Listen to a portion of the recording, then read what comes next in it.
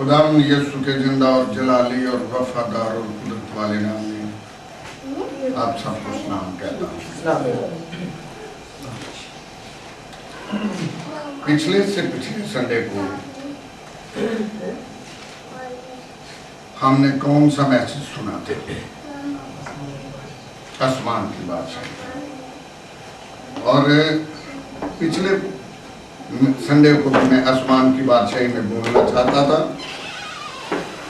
क्योंकि आसमान की बादशाही का एक मैसेज नहीं है, लेकिन स्टूडेंट्स ने ये मुतालबा कर दिया कि जी रोजे के ताल्लुक से बात की जाए। किसके ताल्लुक से? रोजे के ताल्लुक से। तो मैंने फिर रोजों के ताल्लुक से मैसेज दिया, पर आज फिर हम खुदा की बादशाही के ताल्लुक से बात करेंगे। और हमारे सामने ये जो पढ़ा गया है 13वें बाब की 11वीं आयत, उसने जवाब में उनसे कहा, इसलिए कि तुमको आसमान की बादशाही के भेदों की समझ दी गई है, मगर उनको नहीं दी गई। तो आज हम आसमान की खुदा की बादशाही के भेद के ताल्लुक से सीखने की कोशिश करेंगे।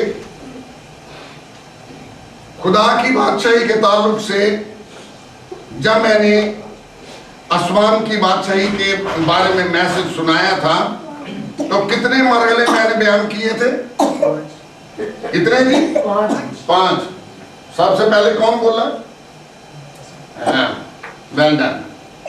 आज हम खुदा की बादशाही के भेद के बारे में 5 मरहलों में हमने सीखा कि खुदा की बादशाही कैसे कैसे मौके को कहा गया है, और वो 5 मरहलों में हमने इसको सीखने की कोशिश की।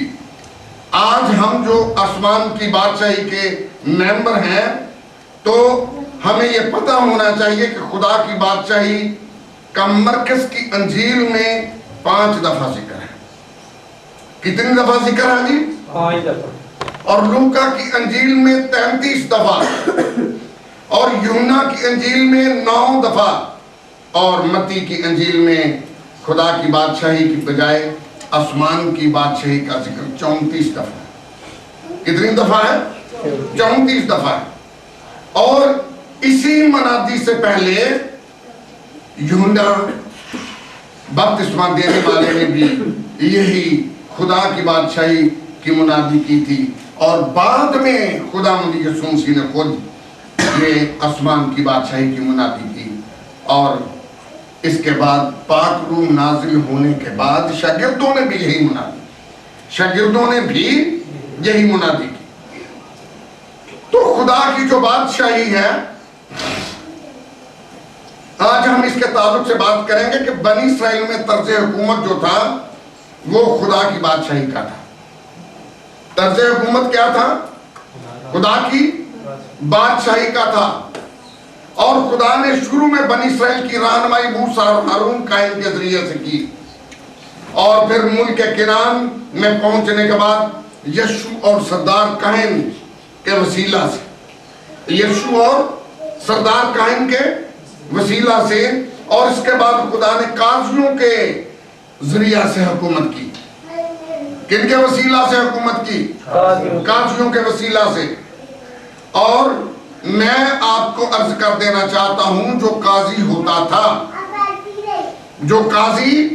होता था उसके पास 3 मसे हुआ करते थे। कितने मसे हुआ करते थे एक वक्त में? 3 मसे। यानी कि बादशाह के फराइज भी वो सर अंजाम देता था। काहिन भी वही होता था, यानी कि कुर्बानी गुजरानने वाला काहिन होता है, तो कुर्बानी भी वही गुजरानता था। और तीसरी बात, नबूवत का भी मसा उसी के पास होता था, जैसे कि शमूएल के पास ये तीनों के मसे थे। ये तीनों मसे थे। और मैं आपसे अर्ज कर देना चाहता हूं कि शमूएल के दौर में बनी इस्राइल ने बादशाह को मांग लिया। हमें एक बादशाह चाहिए, गैर कौमों को देखा, और इसके साथ ही उन्होंने ये देखा कि सैमुअल ने अपने बच्चों को, अपने बेटों को काजी मुकर्रर किया और उसके बेटे जो थे वो बेईमानी में आगे बढ़े और वो इंसाफ का खून करने लगे, यानी कि रिश्वत लेकर के वो झूठे मुकदमे जो थे उनका फैसला उनकी मर्जी के मुताबिक करने लगे। तो फिर इस्राएलियों ने बादशाह की क्या की, वहां पे डिमांड कर दी कि हमें एक बादशाह की जरूरत है, हमें एक बादशाह की जरूरत है। और हम पहला सैमुएल उसके 8 बाब की 7वीं आयत को पढ़े तो वहां पे बाइबल के मुताबिक खुदा ने इसको बहुत बुरा महसूस किया और इसको मूसा ने भी, इसको सैमुएल ने भी महसूस किया कि ये बहुत बुरी बात है जो इन्होंने की है। मगर खुदा ने इसको कहा कि सैमुएल तू इनकी बात को मान ले, सैमुएल तू इनकी बात को मान ले, क्योंकि उन्होंने तेरी नहीं बल्कि किसकी हकारत की है, मेरी हकारत की है, मेरी हकारत की है कि मैं उनका बादशाह ना रहूं। और मैं आपको बता देना चाहता हूं, ये जो ज़बूर तुमने गाया, रब खुदावंद बादशाह है। जब दाऊद बादशाह संदूक को अपने ये जो हैकल की तरफ, ये महल की तरफ लेकर के, अपने घर की तरफ लेकर के जा रहा था, तो लोगों ने ये नारा मारा था कि दाऊद बादशाह जीता रहे। लोगों ने ये नारा मारा, लेकिन उसने ये कहा, ये ना कहो कि दाऊद बादशाह जीता रहे, बल्कि ये कहो कि रब खुदावंद बादशाह है और जलालदा बादशाह है। तो रब खुदावंद जो था वो इस्राएल का बादशाह था और वो बादशाही करता रहा और वो बादशाही करता रहा। अगर हम पहला सैमुएल उसके 12 बाब की 12 आयत को पढ़े तो पढ़े, अगर किसी के पास बाइबल है।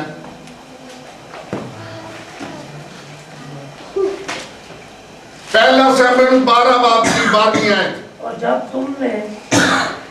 जब तुमने देखा कि बनी अम्मोन का बादशाह नाहस तुम पर चढ़ आया, तो तुमने मुझसे कहा कि हम पर कोई बादशाह सल्तनत करे, हालांकि खुदावंद तुम्हारा खुदा तुम्हारा बादशाह था।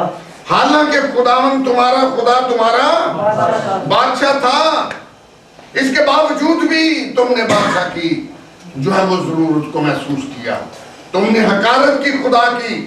और अगर हम 10 बाब की 24 आयत को पढ़ें तो यहाँ पे लिखा, और सैमुएल ने उन लोगों से कहा, तुम उसे देखते हो जिसे खुदावंद ने चुन लिया, कि उसकी मानद सब लोगों में से एक भी नहीं। तब सब लोग ललकार कर बोल उठे कि बादशाह जीता है। तो बात यह है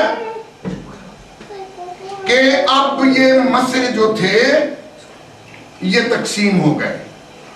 मसे जो थे, कितने मसे मैंने बताए थे? 3 मसे। कौन कौन सा मसा था? बादशाही का मसा, काहिन का मसा और नबूवत का मसा। तो ये अब 3 मसे जो थे ये तकसीम हुए, यानी एक तो चला गया सौल के पास, बादशाही का मसा सौल के पास चला गया। 2 मसे रह गए सैमुएल के पास। 2 मसे रह गए किसके पास? सैमुएल के पास। अब हुक्म यह होता था कि सैमुएल आएगा, अगर किसी कौम से लड़ने के लिए जाना है, सैमुएल आएगा, वो कुर्बानी गुजरानेगा, खुदा से पूछेगा और खुदा जो कहेगा उसके मुताबिक अमल करना है। उसके मुताबिक क्या करना है? अमल करना है। लेकिन ऐसा हुआ कि अरामियों ने इस्राएल के ऊपर हमला कर दिया। सैमुएल को आने में देर लगी, सैमुएल को आने में देर लगी और लोग इसके पास से तितर बितर होते जा रहे थे, सौल के पास से, और उसने कुर्बानी गुजरानी, वो मसा इस्तेमाल किया जो कि खुदा ने उसको नहीं दिया था। और जैसे ही वो कुर्बानी गुजरान चुका, सैमुएल भी पहुंच गया और उसने कहा, चूंकि जो काम खुदा ने तुझको करने को नहीं कहा था तूने किया, लिहाजा तुझसे सल्तनत छीन ली गई और तुझसे बेहतर आदमी को दे दी गई। और इसके बाद दाऊद को खुदा ने मखसूस किया और दाऊद के पास ये 3 मसे थे। दाऊद के पास ये 3 मसे थे। दाऊद बादशाह भी था और दाऊद नबी भी था दाऊद काहिन भी था। कितने बसे थे दाऊद के पास? 3 बसे। अब दाऊद नबी भी है, दाऊद बादशाह भी है और दाऊद काहिन भी है। और यही वजह थी कि जैसे चलने वालों ने 3 स्टेप लिए, उसने कुर्बानी गुजरा दी। वो जो संदूक को उठाने वाले थे ना, उन्होंने चंद कदम चले ना तो उन्हें कहा रुक जाओ। उसने क्या कहा? रुक जाओ। उसने कुर्बानी गुजरानी और बड़े जोश से, बड़े जोश के साथ वो खुदा के संदूक के सामने नाचने लगा। बड़े जोश के साथ खुदा के संदूक के सामने नाचने लगा।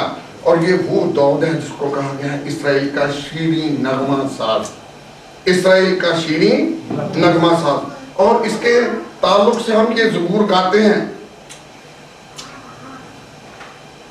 ये ज़बूरों में है कि पहले बरबत और बीन जागे और मैं जागूंगा सवेरे। बरबत बीन जागे मैं जागूंगा सवेरे। कौमां ते उम्मतां विच शुकराने गावां तेरे। और समझने की बात यह है कि इसकी बीन और बरबत पहले उठती थी परस्तश के लिए, बाद में ये उठता था, बाद में ये जागता था। अब सवाल करने वाली बात तो ये है ना, वो बीन बरबत कोई जानदार चीज है, ये कैसे उठ जाती थी? और जिन हमारे रहनुमाओं को इस बात का नहीं पता, उन्होंने अपने ज़बूरों में ये अमेंडमेंट कर ली है, बीन बरबत बजा के मैं जाग, बीन बरबत बजा के मैं जागांगा सवेरे। उन्होंने ये अल्फाज ही जो है यहां से खत्म कर दिए हैं। असल में उसका जो रोशनदान था वहां को अपनी बरबत को सुर करके रख देता था। और ये जो सुबह सादिक होती है, सुबह सादिक से पहले सुबह काज़ब होती है। काज़ब सुबह जो होती है ना, उसमें बड़ी तेज हवा चलती है। यही वो मौका होता है गर्मियों में। और यार सारी रात मच्छर सौंदी नहीं तस्वीर से वो 2 के झोंके है, मेरी अकल गई तो फिर जनाब फिर मैं जाग गया। और वो जो हवा का झोंका था, जब वो इसके रोशनदान के जरिए अंदर आता और इसके तारों को छेड़ता तो इसमें एक इर्ताश पैदा होता, हल्की सी आवाज पैदा होती। उस हल्की आवाज के साथ ये दाऊद जागता था। ये था उसका अलार्म, ये था उसका। सानू तो जनाबे अली जगांदे रहिंदे ने ते असी जागदे नहीं, गोली खा के सुते नहीं। ये बात है या क्या नहीं? खुदा की बात सही के लोगों, इस्राइल जो है उसका शीरी नगमा साज दाऊद बादशाह, जब सौल रद्द हुआ तो खुदा ने अपने लिए दाऊद को चुन लिया। और खुदा ने दाऊद के साथ अपनी अहद किया। मैंने अपने बरगजीदा के साथ अहद बांधा है, लिखा हुआ है। और मैंने अपने बंदा दाऊद से कसम खाई है, मैं तेरी नस्ल को हमेशा के लिए कायम करूंगा और तेरे तख्त को पुश्त पुश्त बनाए रखूंगा। ये ज़बूर 99 की 3, 4, 28 वहां पे। आज क्यों हमारी 27 में मसाई नहीं होता? ये बातें ये समझ लो, हम मसले के साथ घर में नहीं रहते, अपने मसों के साथ घर में नहीं रहते, बगैर मसा के साजों को पकड़ करके बजाना शुरू कर देते हैं। दुनियादारी को अंदर रख करके हम जब साज बजाएंगे तो मजा नहीं आएगा। मेरा जो गुरु था ना, वो जब देखता था ना कि फलां शख्स जो है ये आज इससे साज नहीं बज रहे, तो पूछता था कौन सा गुनाह किया तुमने? साफ साफ लोगों के सामने मुझे बता, इन लोगों के सामने बता कि तूने क्या किया है। तुझ में नापाकी है, तुझ में नापाकी है। मसा नहीं आ रहा, मसा नहीं। शौक जैसी बड़ा रखने साज बजाइए जी, टिप टिप टिप टिप लगे होने ऐसी कर, मसा नहीं आता। नापाकी को अंदर रख के बजा रहे हो। और खुदा जो इस्राएल का खुदा है, उसने कहा कि तू अपने सामान में अपने साथ एक मेख भी रखना। क्यों? जब तू हाजत के लिए जाए तो जमीन को खोद करके वहां पे हाजत करना और उसके ऊपर मिट्टी डाल देना। मैं तेरे खेमे में चलता और फिरता हूं, मैं नापाकी नहीं देख सकता, मैं आलूदगी को नहीं देख सकता, मैं आलूदगी को, मैं गंदगी को नहीं देख सकता। लिहाजा हमें रूहानी और जिस्मानी दोनों तरीके से पाक होने की जरूरत है।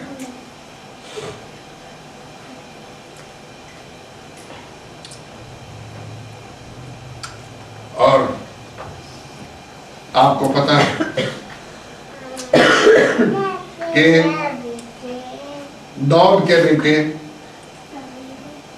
के हुकूमत के दौरान में, दाऊद के बेटे सुलेमान के बाद जब सुलेमान का बेटा हुकूमत में आया तो ये इसराइल की हुकूमत जो है वो दो हिस्सों में डिवाइड हो गई।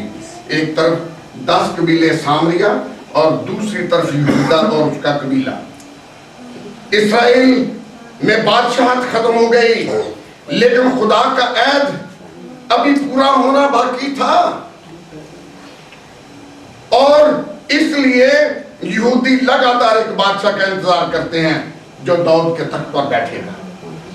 और लूका नाम की अगर 22 आयत को पढ़े इसको, इसके मुताबिक हम देखेंगे कि क्या वहां पर लिखा हुआ है। लूका नाम बाब की 22 आयत,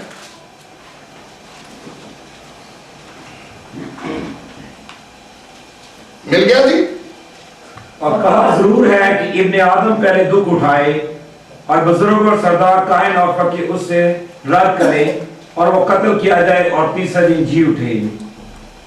मेरे अजीजों, ये पेशन गोई मौजूद थी कि जरूर है। शायद सब क्या पढ़ा कि इब्ने आदम क्या करे, बहुत दुख उठाए, बहुत दुख उठाए। थोड़े से दुख नहीं, थोड़े से दुख नहीं। साडा बच्चा बीमार हो जाए ना तो असं खुदावंद तो खिला देने, खुदावंद अगर ये ना ठीक होया तो मैं तेनू छड़ दूं, तू छड़ देगा, तू की बिगाड़ लेगा खुदा का? की बिगाड़ सकना तू खुदा का? खुदा तेरे मती है। हम खुदा की मर्जी को भूल जाते हैं, हम खुदा की मर्जी जो है उसको पूरा नहीं होने देते।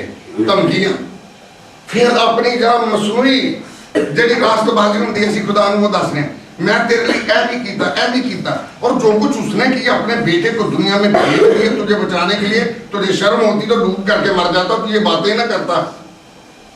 उसने तो अपनी जान दे दी, उसने अपनी क्या की, जान दे दी। आज हम लोगों को कहते हैं ना बपतिस्मा ले लो, नहीं साड़ी मिशन जिते नहीं बहुता नहीं सी लेना, दुआ तुसी करते हो। एक औरत मेरे पास आई,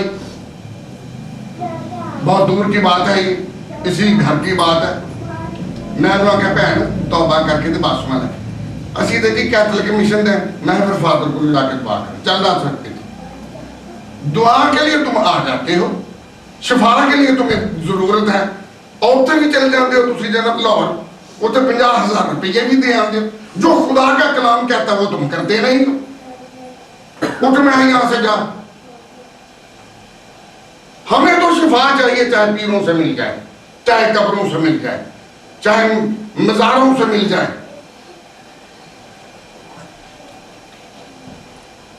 और खुदावंद यीशु मसीह जब यहूदियों का बादशाह बनने के लिए आए, जिसके इंतजार में यहूदी थे, जिसके इंतजार में यहूदी थे, तो उन्होंने उसे रद्द कर दिया और ये बादशाही 2000 सालों के लिए इल्तवा में पड़ गई। ये बादशाही कितने हजार सालों के लिए इल्तवा में पड़ी? 2000 सालों के लिए इल्तवा में पड़ गई।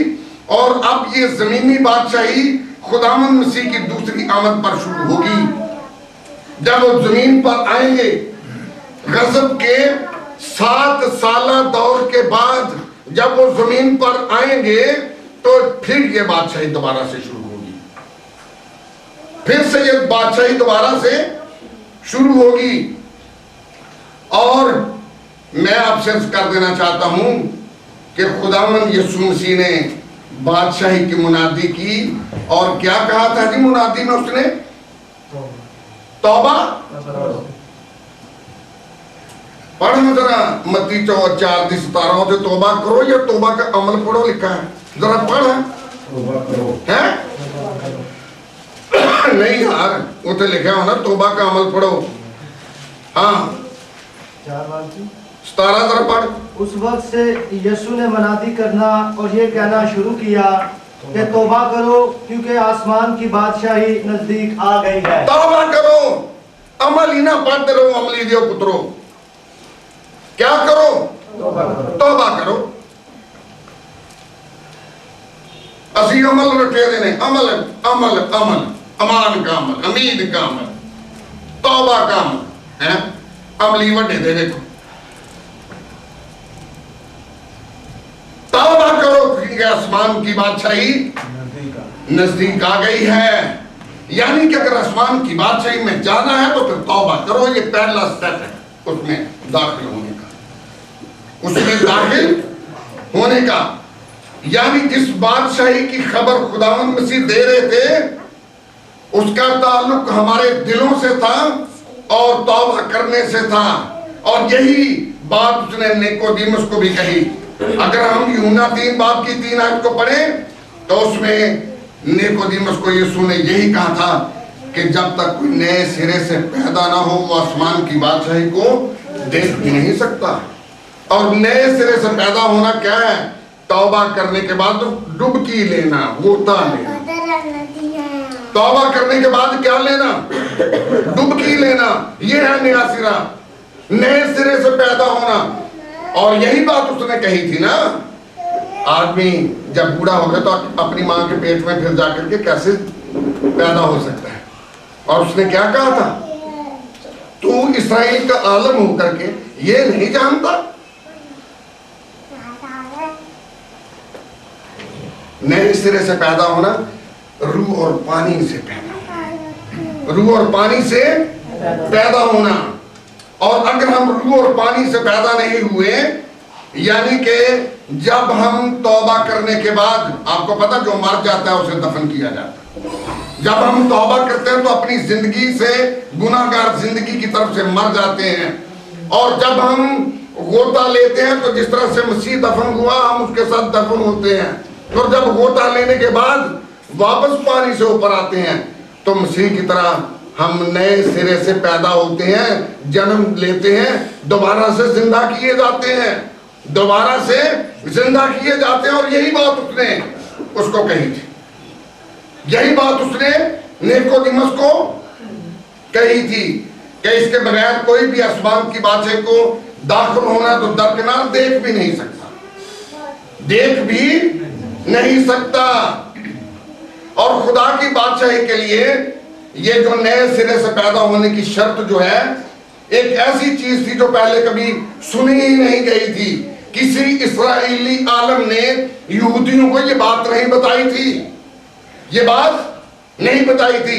और निकोदेमुस बावजूद आलम शरा होने के और उम्र रसीदा होने के नई पैदाइश को समझता ही नहीं था, नई पैदाइश को समझता ही नहीं था। जिस तरह से आज के उलमा जो है वो अंधे हैं, इसलिए तो उसने कहा वो देखते हुए ना देखेंगे और सुनते हुए ना सुनेंगे, देखते हुए ना देखेंगे और सुनते हुए ना सुनेंगे। और यही खुदा की बादशाही का भेद था कि खुदा की बादशाही में दाखिल होने के लिए इंसान को नए सिरे से पैदा होना जरूरी था। लिहाजा जब कोई नए सिरे से पैदा होता है तो खुदा की बादशाही उस इंसान की जिंदगी में उसी वक्त शुरू हो जाती है, उसी वक्त शुरू हो जाती है। बस खुदा की बादशाही के ये जो दो पहलू हैं इसके ऊपर गौर करें। और पहला इसमें से है कि इंसान के दिल में खुदा की बादशाही कायम होती है, जैसे कि लूका 17:20 और 21 बयान करते हैं। इसको पढ़े जरा, लूका 17:20 और 21, ये दो आयतें। जब फरीसियों ने उससे पूछा कि खुदा की बादशाही कब आएगी, तो उसने जवाब में उनसे कहा कि खुदा की बादशाही जाहिरी तौर पर ना आएगी और लोग ये ना कहेंगे कि देखो यहाँ है या वहां है, क्योंकि देखो खुदा की बादशाही तुम्हारे दरमियान है, तुम्हारे दिलों में मौजूद है, तुम्हारे दरमियान है, और दूसरा इस जमीन पर मसीह की बादशाही जो है वो कायम होना है, जिसके बारे में हम कहते हैं कि 1000 साला बादशाह, जिसके बारे में हम क्या कहते हैं 1000 साला बादशाह। जरा मुकाशवा उसके 20 बाब की जरा पहली 3 आयतों को पढ़े। मुकाशवा 20 बाब की पहली 3 आयतें। और उसे खागड़ा में डालकर बंद कर दिया और उस पर मोहर कर दी, ताकि वो 1000 बरस के पूरे होने। पहले 3 आयतें। फिर मैंने एक फरिश्ते को आसमान से उतरते देखा, ये है बात, जिसके हाथ में था गड़े की कुंजी और एक बड़ी जंजीर थी। जी हाँ। उसने उससे अज़दा यानी पुराने शाम को, जो अबलीस और शैतान है, पकड़कर 1000 वर्ष के लिए बांधा। और उसे अथाह घड़े में डालकर बंद कर दिया, उस पर मोहर कर दी, ताकि वो 1000 वर्ष के पूरा होने तक कौमों को फिर गुमराह ना करे। इसके बाद जरूर है कि थोड़ी अरसा के लिए खोला जाए। इसके बाद जरूर है कि वो थोड़ी अरसा के लिए क्या किया जाए। तो 2000 साल पहले खुदा की बादशाही के लिए मैं आपको अर्ज कर देना चाहता हूं कि काम होना शुरू हुआ, और मेरे अंदाजा के मुताबिक 2018 साल हो गए हैं जब खुदा की बादशाही जमीन पर कायम हुई मसीह के वसीला से हमारे दिलों में, हमारे दिलों में। मैं 18 साल क्यों कह रहा हूं, ये सन मसीह की पैदाइश से 4 साल बाद शुरू हुआ, और अगर 15 है तो 4 अगर वो जमा करें तो 19 होना चाहिए। क्या होना चाहिए? 19 होना चाहिए। लेकिन 18 तो कंप्लीट है ना, 19 तो अब शुरू है।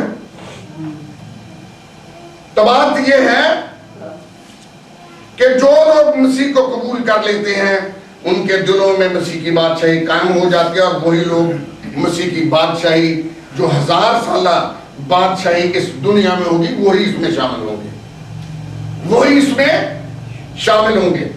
लेकिन कौन से लोग शामिल होंगे? किस किस्म के लोग शामिल होंगे? किस किस्म के लोग? लोगों ने गोता भी लिया था, बदकारी नहीं छड़ दे, ज़नाकारी नहीं छड़ दे, बेईमानी नहीं छड़ दे, धोखा नहीं छड़ दे, प्रणाला उठते।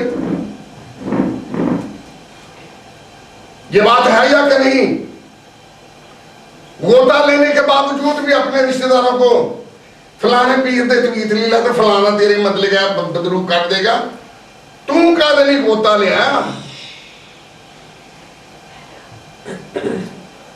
मैं तो कहता हूं कि ऐसे लोगों को शर्म आनी चाहिए जो अपने रिश्तेदारों को जादूगरों के पास जाने की तलकीन करते हैं और गोता याफ्ता हैं, गोता याफ्ता हैं।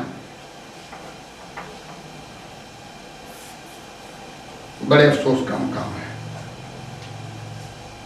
ये लोग मसीह की सलीब के दुश्मन हैं, ये लोग मसीह की सलीब के दुश्मन हैं। कलाम मुकद्दस से पता चलता है कि इस्राएल और कलीसिया दोनों मसीह की बादशाही में शामिल होंगे। इस्राएल और कलीसिया दोनों मसीह की बादशाही में, जो कि 1000 साल बादशाह तो होगी, उसमें शामिल होंगे। ये गौर तलब बात है।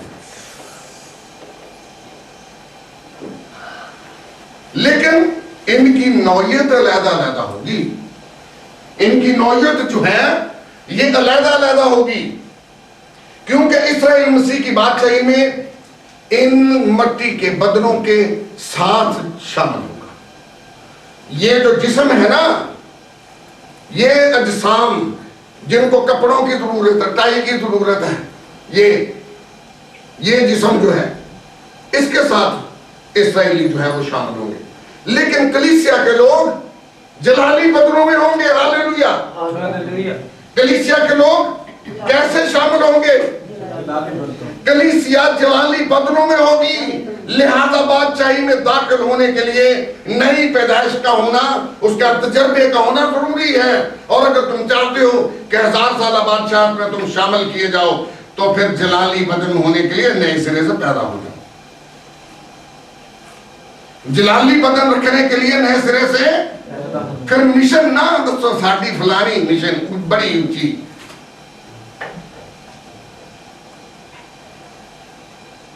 और यही बात जो थी हमने लूका की इंजील के 17 बाब की 20 और 21 आयत में पढ़ी है। फरीसियों का सवाल था कब आएगी बादशाही?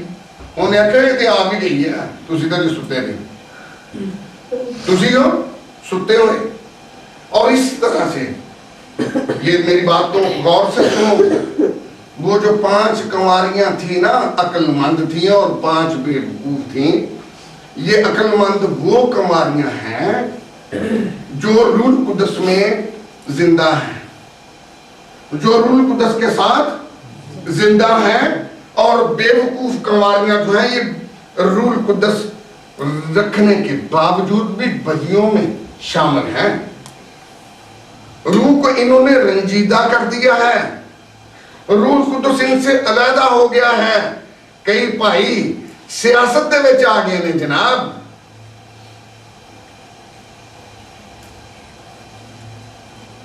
मैं दूसरी मिसरों की बात नहीं करता, मैं तो उनकी बात करता हूं जेड़े कहते नहीं असी ठेकेदार जन्नत दे, असी भाई हो गए हैं, असी तो ठेका ले लिया जन्नत का, असा तो नहीं वड़न देना ना कैथलिक ना यूपी ना मैथोडिस्ट ना सैंस दे किसी मिशन नहीं वड़न देना। जन्नत तो साडी है, जन्नत तो साडी है, हो दावेदारी आके नहीं है। और अगर वहां पे तुम्हें यह कह दिया जाए ऐ बदकारों मैं तुमको नहीं जानता कि कहां की हो, तो फिर केड़ा मुंह लेकर उठे बोगे? बताएं मुझे, कौन सा मुंह लेकर के वहां पे जाओगे अगर वहां पे ये सुनना पड़ गया कि मैं तुमको नहीं जानता? खुदावंद असीं ते तेरे नाम दे मुंह से भी कीते, उन्हें एहसान कीता सी, ओ मैं करन दिया दस, तू मेरे ते केड़ा एहसान कीता? मैं तुझे नहीं जानता, मैं तुझे नहीं जानता। अब सवाल ये पैदा होता है आसमान की बादशाही में दाखिल फिर कौन होंगे? मत्ती 5:3 है, मुबारक है वो जो दिल के गरीब हैं। ये एक अलहदा मैसेज है, इसके बारे में भी किसी दिन बात करेंगे। मुबारक है वो जो दिल के गरीब हैं, यानी कि शिकस्ता दिल, खुदावंद के सामने हलीम लोग, खुदावंद के ज्ञान और ध्यान में लगे रहने वाले लोग, गुनाह का इकरार करके दिल से तौबा करने वाले लोग, नई पैदाइश पाने वाले लोग, जो सिताए गए हैं, जो क्या है सिताए गए हैं आसमान की बादशाही के खातर, मसीह की खातर। लिखा है मुबारक है वो जो दिल के गरीब हैं, क्योंकि आसमान की बादशाही ऐसो ही की है। आसमान की बादशाही ऐसो ही की है। नंबर 2 मरकस 10:14, वहां पे खुदा की बादशाही बच्चों की मानंद यीशु ने कहा, जो कि बच्चों की तरह, बच्चे की मिसाल देकर के कहा कि आसमान की बादशाही इनकी तरह जो बनते हैं ऐसों ही की है। यानी कि बच्चा मासूम होता है, हमें बच्चे की तरह, वो आपको पता है ना कि लोग बच्चों को यीशु के पास लाने लगे और शागिर्द मना करने लगे, तो यीशु ने कहा इन्हें मेरे पास आने दो, इन्हें मना ना करो, क्योंकि आसमान की बादशाही। तो बच्चा जो है जब उसका मां या बाप किसी दूसरे की गोद में जाता है तो बच्चा रोना शुरू कर देता है, तसल्ली नहीं पाता, तसल्ली ही नहीं पाता। उसकी तसल्ली क्या है? उसकी माँ या उसका बाप उठाएगा, उसकी तसल्ली है, फिर वो चुप कर जाएगा, फिर वो चुप कर जाएगा। और अपने माँ और बाप की गोद को वो महफूज समझता है। वो क्या समझता है? महफूज समझता है। लता नहीं मारना शुरू कर, अब्बा मैं नहीं तेरी गादी च रहना, मैं तेरे माँ को ले जाना, ऐसे करता है? तेरा मुंडा इंज करता हो? नहीं करता ना। यही बात है ना। आप बच्चे को गोद में लेकर के सड़क क्रॉस कर रहे हो, डर रहे हो को गड्डी ना आके बाजे, बच्चे को डर होता है? नहीं। हो सकता है वो बातें करना जानता हो और वो देख करके गाड़ियों के, अब्बा ये क्या है, कितनी खूबसूरत गाड़ी आ रही है, ये दरख्त कितने प्यारे हैं, ये इतनी सारी चीजें कितनी प्यारी हैं।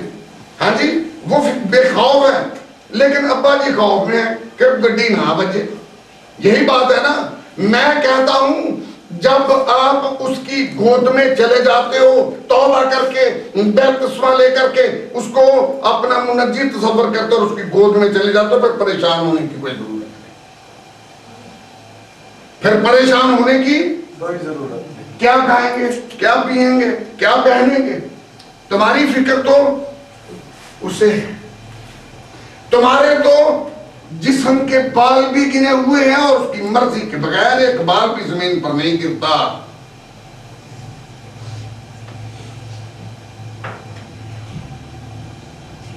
रिजवाना तू शायद में प्यार करनी है करनी इकरार है ना, कभी उधर पर हटे दे वाल गिने नहीं पे इन्हें ने। लेकिन जो हमारा महबूब है,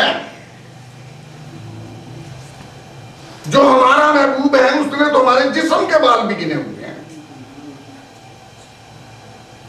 फिर उससे ज्यादा कोई मोहब्बत कर सकता है? उससे ज्यादा तो कोई भी मोहब्बत नहीं कर सकता।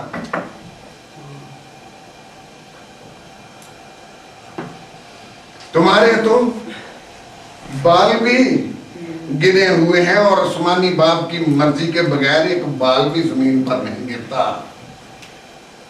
एक बाल भी जमीन पर।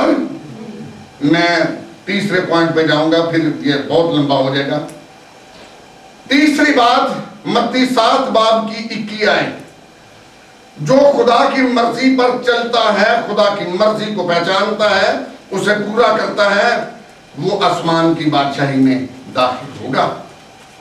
भाई अगर उसका बेटा कह रहा है ना कि ऐ बाप तेरी मर्जी पूरी हो, हम तो लिबालिक है ना यीशु के खून की वजह से, हकीकी बेटा तो यीशु है ना। वो बाप की मर्जी पूरी कर रहा है, अपनी जान दे रहा है, दुखों में पड़ रहा है, उसे कोड़े लग रहे हैं, उसका जिस्म के गोश्त के लोथड़े गिर रहे हैं,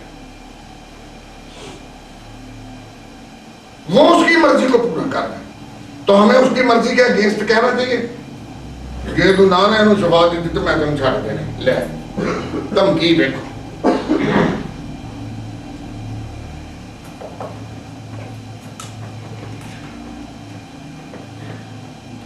जो आसमानी बाप की मर्जी पर चलता है। पहला थिस्सलुनीकियों 4 की 3 और 4 आयत को पढ़ो।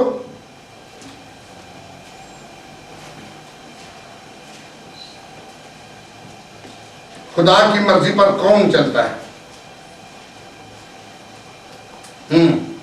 पहला थिस्सलुनीकियों 4 बाब की 3 और 4 आयत पढ़ेंगे जरा।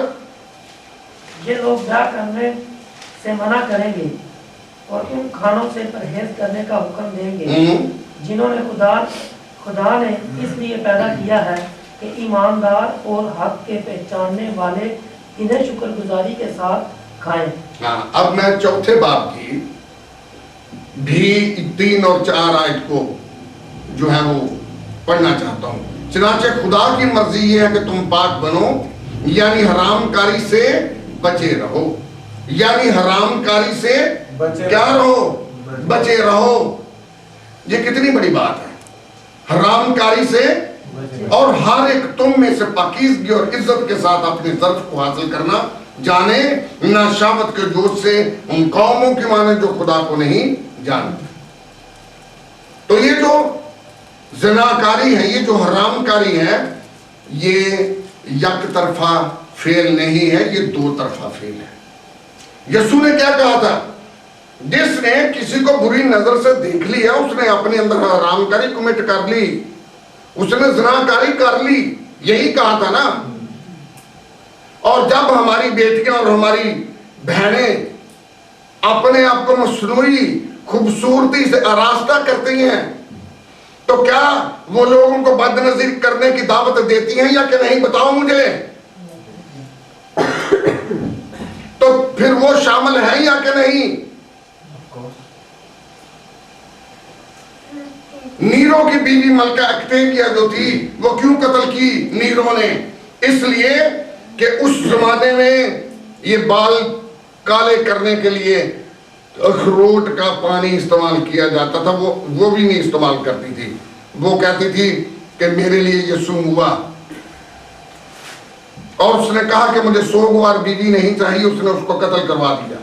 अक्टेवियस को, अक्टेविया जो थी उसको कत्ल करवाया उसने।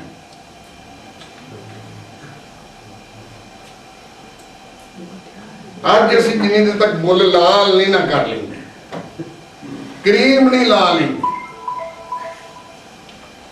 पर मटिया दुते जना पहले वो पेंसिला नहीं फेर लेंगे, बाहर ही नहीं निकलना। किन्ना वाले थे अपने ही मतलब के फैशन बनाया था ना, देख ला जनाब जवान बन है। मुझे ये बताओ, और ये बहरूप जो है, ये बहरूप खुदा कहता है कि भरो है? नहीं। 5 बाब की तरह 18वीं आयत भी पढ़े, पहला थस्सलुनीकियों 5 बाब की तरह 18वीं आयत को भी पढ़ ले। यहाँ पे लिखा है हर एक बात में शुक्रगुजारी करो, क्योंकि मसीह यीशु में तुम्हारी बाबत खुदा की यही मर्जी है। अगर तुम्हारे बाल हैं तो शुक्रगुजारी करो, अगर नहीं है तो फिर भी शुक्रगुजारी करो।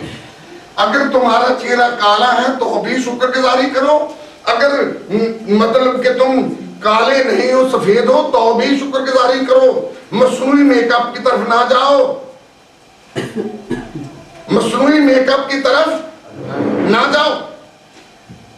हर बात में क्या करो, हाँ फिर उस्मान की बात में दाखिल होगे। यह है खुदा की मर्जी। यूहन्ना 6 की तरह 40 आयत को पढ़े। यूहन्ना 6 की 40 आयत में बहुत प्यारी बात लिखी है, इसको गौर से समझना है। ये जो बात है ये क्या है, लिखा है क्योंकि मेरे बाप की मर्जी है कि जो कि बेटे को देखे और उस पर ईमान लाए हमेशा की जिंदगी पाए, और मैं उसे आखिरी दिन फिर जिंदा करूंगा। मैं उसे आखिरी दिन फिर जिंदा करूंगा। बेटे पे ईमान लाए। ऐसी कौमें हैं जो कि यीशु को खुदा का बेटा मानने से इनकार करती हैं, और वो बड़े नमाजी, बड़े परहेजगार अपने आप को, लेकिन बम बांध करके लोगों को कत्ल भी करते और कहते जी जन्नत ही साडी है। और किसी कौम ने तो जाना ही, और कोई कौम तो और कोई नहीं जा सकता।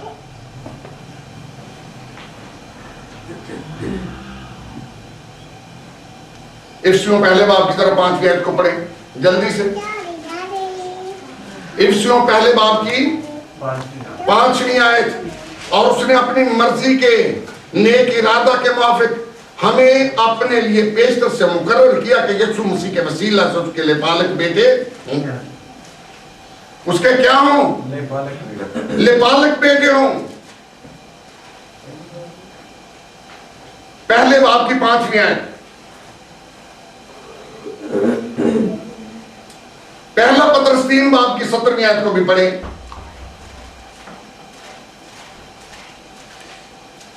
पहला पत्रस 3 बाब की, जिस किसी ने निकाली है पढ़े जल्दी से करे। 3 बाब की 17वीं आयत, 17वीं आयत। क्योंकि अगर खुदा की यही मर्जी हो कि तुम नेकी करने के सबब से दुख उठाओ, तो ये बदी करने के सबब से दुख उठाने से बेहतर है। इसलिए कि क्योंकि अगर खुदा की यही मर्जी हो कि तुम नेकी करने के सबब से दुख उठाओ, तो ये बदी करने के सबब से दुख उठाने से बेहतर है। बदी करने से दुख जो मिलता है उससे ये बेहतर है। और मत्ती 5 बाब की 11वीं और 12वीं आयत में लिखा है, जब मेरे सबब से लोग तुमको सिताएंगे और हर तरह की बुरी बातें तुम्हारी निस्बत नाहक कहेंगे, तो तुम मुबारक होगे। उस वक्त खुशी करना और नहायत शादमान होना, क्योंकि आसमान पर तुम्हारा अजर बड़ा है, इसलिए कि लोगों ने उन नबियों को भी जो तुमसे पहले थे इसी तरह सताया था। और इमाल 14 की 22 को अगर पढ़े तो लिखा है, जरूर है कि हम बहुत सी मुसीबतें सहकर खुदा की बादशाही में दाखिल हों। जरूर है कि हम बहुत सी मुसीबतें सहकर खुदा की बादशाही में क्या हों, दाखिल हों। और मत्ती 21 की 43 आयत कहती है, वो आपने पाकिस्तान वाली बात कभी पढ़ी कि एक अमीर आदमी ने पाकिस्तान लगाया और उसने ठेके पे दे करके वो प्रदेश चला गया। फल के मौसम में उसने अपने नौकरों को भेजा, उनमें से वो जो वहां पे नौकर थे ना, वो जो ठेका लिए हुआ था, उन्होंने कईयों को मारा कईयों को पीटा, जख्मी किया और वापस कर दिया। और वो पाकिस्तान का उस जो हिस्सा था वो मालिक को नहीं भेजा, और आखिरकार उसने किसको भेजा? अपने बेटे को, कि ये उसका लिहाज करेंगे। और क्या हुआ? उन्होंने बेटे का भी लिहाज नहीं किया और कहा यही मालिक है, इसको मार दो ताकि पाकिस्तान हमारा हो जाए। तो फिर यीशु ने फरीसियों को क्या सवाल किया था? क्या करेगा वो पाकिस्तान का मालिक? वो आएगा और इनको सजा देगा और बादशाही उनको देगा जो उसके मुताबिक फल लाए। उसके मुताबिक क्या करें? फल लाए। बड़े स्टूडेंट आते हैं, स्टूडेंट आने में, लेकिन वो खिदमत के लिए नहीं निकलते। सीखे तो गए, फल नहीं लाते, फल नहीं। और क्या कहा था बागबान को? मालिक ने, बाग के मालिक ने, इस दरख्त को काट डाल, मैं 3 साल से आ रहा हूं, इसमें फल नहीं पाता। और उसने क्या कहा था? इसकी बात इसे रहने दे, इस साल इसे रहने दे, मैं इसके गिर्द थाला खोदूंगा, खाद डालूंगा, अगर इसके बाद ये ना फला तो फिर इसे काट डालूंगा।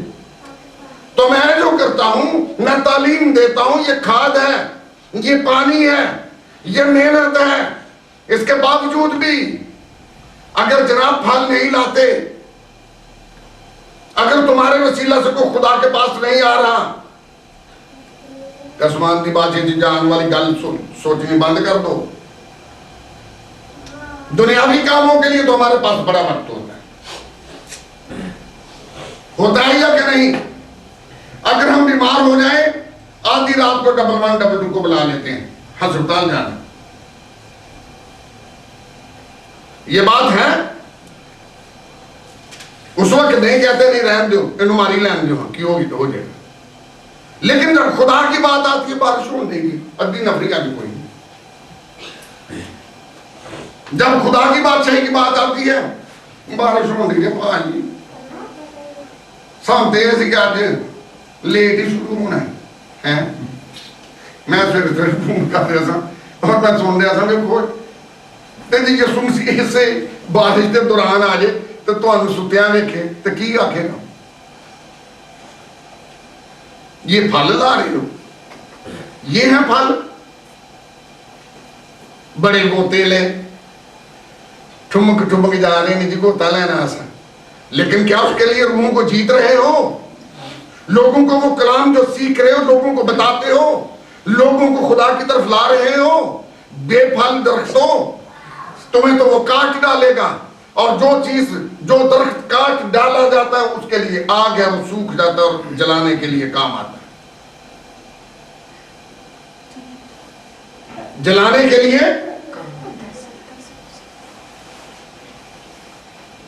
कितने हैं जो आज इस बात का इकरार करते हैं कि हम फल देंगे, हम जो दरख्त हैं, हम क्या करेंगे? हम लोगों के पास जाएंगे, उनको खुदा का कलाम सुनाएंगे और उनको खुदा के घर में लाएंगे ताकि खुदा के फर्जंदों की तादाद बढ़ जाए। हम खुदा के लिए फल लाएंगे। अगर ये इकरार है तो फिर अपने पांव के ऊपर खड़े होकर के आसमान की तरफ हाथ उठा करके